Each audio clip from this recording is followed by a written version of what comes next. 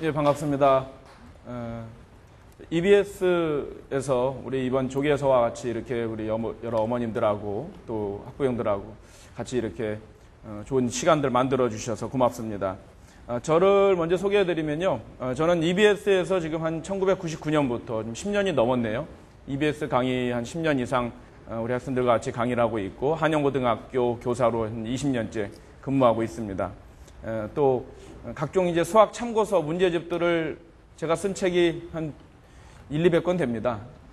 그래서 우리나라 이제 그 학생들 보는 참고서들 많이 내고 있고요. 또 각종 모의고사, 우리 학생들이 이제 보면 모의고사 보잖아요. 그 모의고사 출제위원으로 계속 활동하고 있고, 지금도 어저께도 모의고사 회의 갔다 왔고, 또 그저께는 또 강릉에 또 어디 또 연수가 있어서 거기 다녀왔고, 그래서 이렇게 매일 목소리가 별로 이렇게 좋지 않습니다.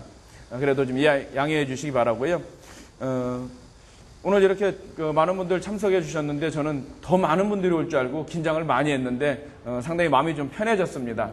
그런데 오신 분들 보니까 좀 귀하신 분들이 올 줄 알았는데 전부 다 그냥 그 신분이 낮은 무수리급들이 오셨어요.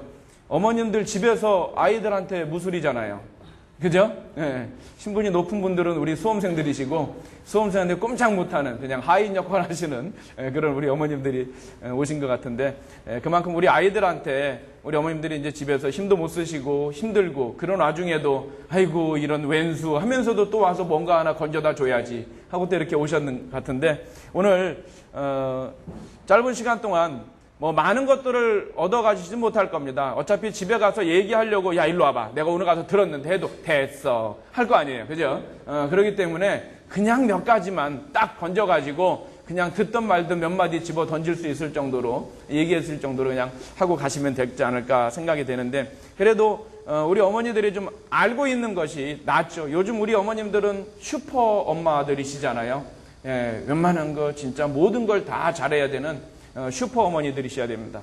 그래서 우리 그냥 한 가지 엄마의 역할뿐 아니라 진짜 요즘은 이제 그 입시 전문가 거의 반 전문가 수준이 되고, 어머니들끼리 모여서 이렇게 식당 같은 데서 얘기하는 거 보면은 와 옆에서 들어보면요 이 중에 좀 전문가들 다 계시더라고요. 수학은 이렇게 공부해야 돼, 어디 학원 가야 되고 어떻게 공부해야 되고, 야 이번 입시는 어떻게 해야 돼. 그 중에 몇 분이 모이면 꼭 한 분 전문가들이 계시잖아요. 그죠? 또 여기서 듣고 나서 또 어딘가 가서 또 전문가의 역할을 하실 분들도 있을 것 같은데, 그러다 보니까 저는 그 예전에 우리가 강의에서 제가 가끔 소재로 사용하던 쥐와 고양이가 생각이 납니다. 진짜 요즘 능력 있는 고양이들에 대한 얘기인데요. 쥐가요, 생쥐가 막 이렇게 돌아다니다가 고양이를 딱 만난 거예요. 깜짝 놀라가지고 막 쥐구멍으로 도망갔어요.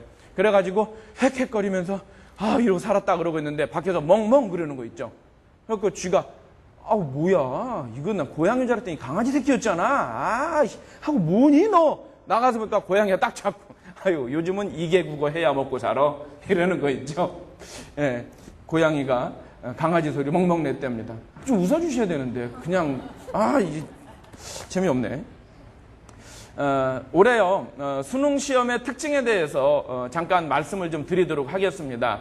그래서 올해 이제 입시에 대해서 궁금하셔서 오셨을 테니까, 올해 수능 시험의 특징은 몇 가지 여러 가지가 있는데요. 일단 지금 현재 교육 과정이라는 게 있어요. 우리나라 이제 몇 년마다 한 번씩 교육의 과정이 바뀌어서 뭐 교과서도 바뀌고 과목도 바뀌고 이런 과정들이 바뀌는데, 지금 현재 7차 교육 과정이라고 하는 것이 상당히 길게 좀 끌고 왔어요.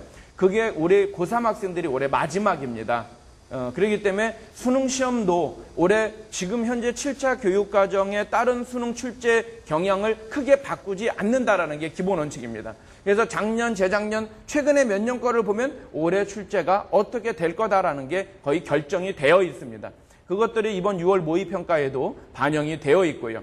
근데 올해 입시의 큰 특징을 살펴본다면 올해는 작년보다도 더 수시 모집이 확대가 됐죠. 입학사정관제 모집이라든지 수시 모집이 확대돼서 수시 모집으로 많이 빠져나간다라는 거예요. 그러면 우리 아들은 그러면 정시로 가야지. 아니요. 정시 인원이 줄었죠. 그렇기 때문에 경쟁력에 있어서 정시에서 좀 더 어려움이 있을 수 있다라는 거고요. 그 다음에 졸업생 수, 특히 요즘 학생들이 많아요. 지금의 학생들이 그게 수험생들이 많아졌는가 하면 또 재수생 수가 워낙 많아졌어요. 재수생 수가 아주 많아졌습니다. 요즘 아이들 뭐 많이 있지도 않고요. 하나 놔놓고 둘 놔놓고 요거 내가 원하는 대학 아니면 안 보냅니다. 지금 여기 계신 분들도 나름대로 딱 세워놓고 여기 이상 아니면 안 보낸다. 재수해서라도 보내야지. 뭐 그런 생각들을 갖고 있어요. 요즘 특히 뭐 강남 지역은 한 70%가 재수가 필수가 된다라고 얘기할 정도로 재수생들이 많아졌어요. 그런데 올해는 중상위권 재수생이 더 많습니다. 왜? 작년에 안 갔어요, 걔들이. 왜 안 갔냐면요. 작년에 수능이 자신들이 생각했던 것보다 좀 쉽게 나왔거든요. 그러니까 고득점을 맞았으니까 내가 이 정도 대학은 가야 돼.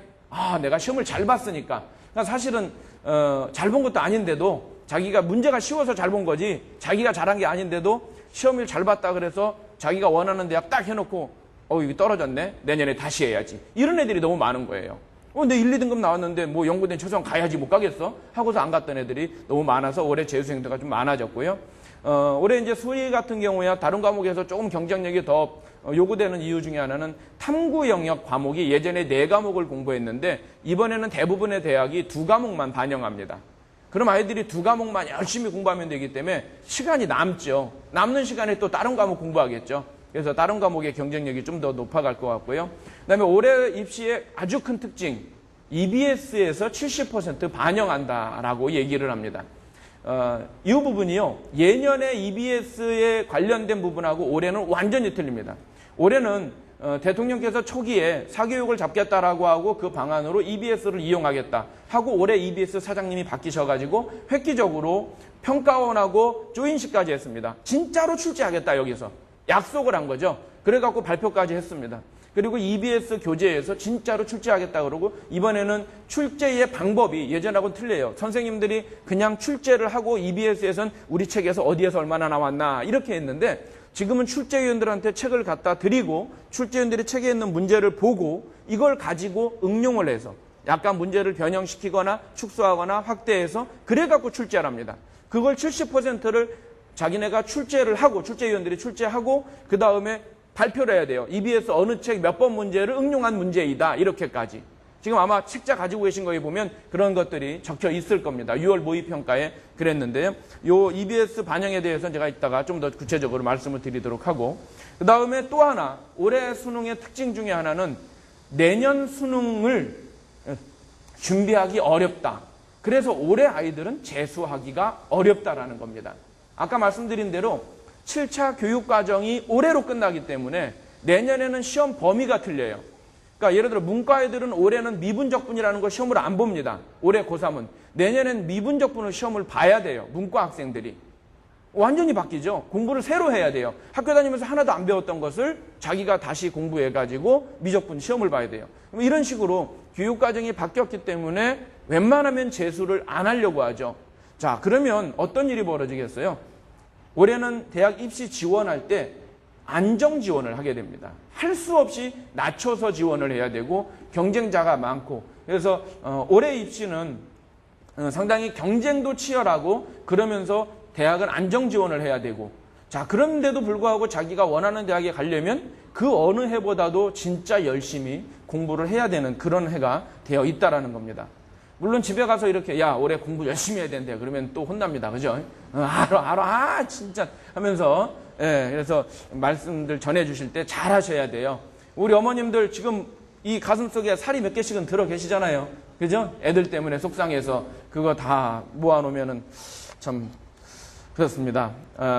그래서 올해 이제 수능 시험이 그렇게 좀 상당히 다른 해보다도 어려운 해라는 것. 근데 대부분 저희들이 이렇게 입시 설명회 가면은 매년 이런 얘기를 합니다. 근데 진짜 올해는 힘든 해요. 진짜로. 올해가 이제 아주 힘든 해라고 볼 수 있겠고요. 자, 이제 6월 모의평가를 얼마 전에 봤습니다. 한 달 전에 봤는데 그 모의평가가 무엇이냐? 우리 학생들한테는 수능 시험을 준비하는 연습 시험입니다. 학교에서도 그것을 모의고사를 수능 시험을 치르는 연습을 하는데 사실상 우리 학생들의 연습뿐이 아니라요. 사실은 우리 출제위원들이 연습하는 거예요.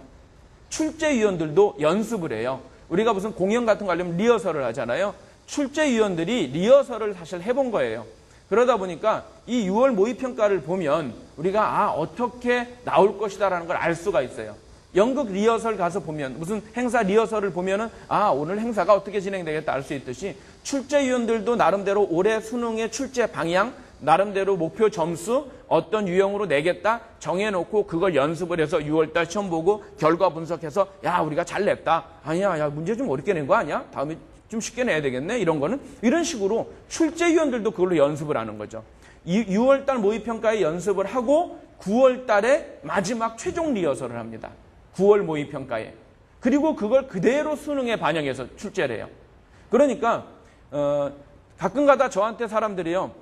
예상 문제 좀 찍어줘. 좀 알잖아. 전문가잖아. 왜 그래? 좀 찍어줘. 그러면 저는 간단하게 60문제 찍어줍니다. 6월, 9월 모의평가 문제를 보세요. 그게 예상 문제입니다. 출제위원들은 그것을 그 두 개 6월, 9월 모의평가가 자기가 내려고 했던 것을 살짝 바꿔서 다른 게 낸 거예요. 우리 수학에서 좀 전문 용어 쓰겠습니다. 수학용. 등차 수열에서 등차 중앙이라는 게 있어요. 그 등차 중앙을 이용해서 문제를 냈다.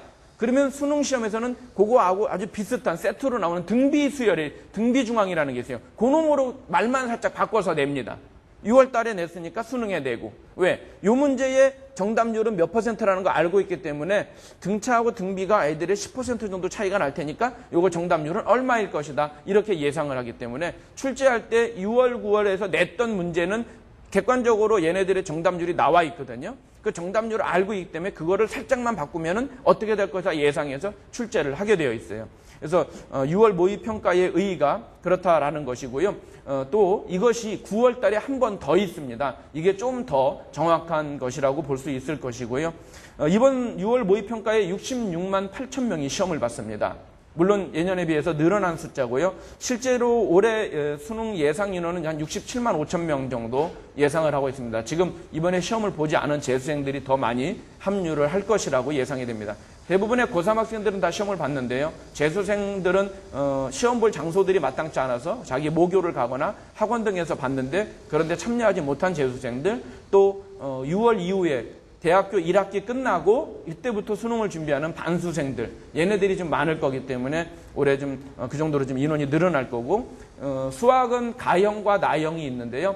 가형은 자형계 학생들이 보는 걸 가형이라 그럽니다. 시험 과목이 3과목이 되고, 나형이라 그래서 인문계 학생들, 문과, 집에서 아이가 문과를 간다 그러면 나형입니다. 엄마는 가형, 나형도 모르고 뭐 이런 소리 듣지 마세요. 그래서 우리 애가 이과다 그러면 가형, 문과다 그러면 나형. 나형은 수학 1이라고 하는 거 한 과목이고요. 가형은 선택 과목까지 있어서 3과목을 시험 보는데, 우리나라가 전체적으로 예년에는 자형계 학생들이 많았는데 점차 문과 학생들이 점점 많아져서 지금 가형과 나형의 시험 비율이 어떻게 되냐면 가형이 26.4%, 한 4분의 1 정도 되는 거죠. 나형이 73.6%. 그러니까 4분의 1 정도가 가형을 봐요.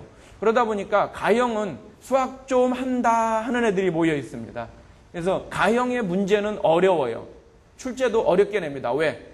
평균 점수는 맞춰야겠는데 애들이 수학 못하는 애들은 다 나형으로 빠져버렸기 때문에 가형은 어렵게 내도 평균이 웬만큼 나와요. 근데 나형은요, 평균 점수가 형편없습니다. 평균 점수를 잠깐 불러드리면, 작년 수능 가형 평균 점수는 56.3 정도 되고요. 나형의 평균 점수는 45점입니다. 근데 6월 모의평가, 이번에 모의평가가 상당히 쉬웠다고들 많이 떠들죠. 그죠? 그 얘기 많이 들으셨을 거예요. 6월 모의평가가 이렇게 쉬워도 되느냐. 그래서 뭐 언론에서 수학이 상당히 쉬웠다라고 하는데 또 어떤 데서는 그렇지 않다라고 얘기를 하고, 그냥 객관적으로 제가 평균 불러드리면 아실 겁니다. 아까 작년 수능이 가형이 56.3점이라 그랬는데 이번 6월 모의평가는 48.3입니다. 그 다음에 나형이 작년 수능이 45점이었는데 이번 6월 모의평가는 39.4예요. 그러면 쉬웠다라는 게 아니죠. 그런데 불구하고도 쉬웠다라고 얘기를 합니다. 왜 쉬웠다라고 얘기를 하느냐? 작년 6월 모의평가, 또 재작년 6월 모의평가, 이런 모의평가의 문제 난이도들은 좀 어려웠습니다. 올해 봤던 것보다. 그래서 그것들에 비해서 상대적으로 쉬웠다. 또 3월달, 4월달에 학교나 이런 데서 사설 모의고사를 또는 교육청 모의고사를 봅니다. 그거는 아주 어렵습니다.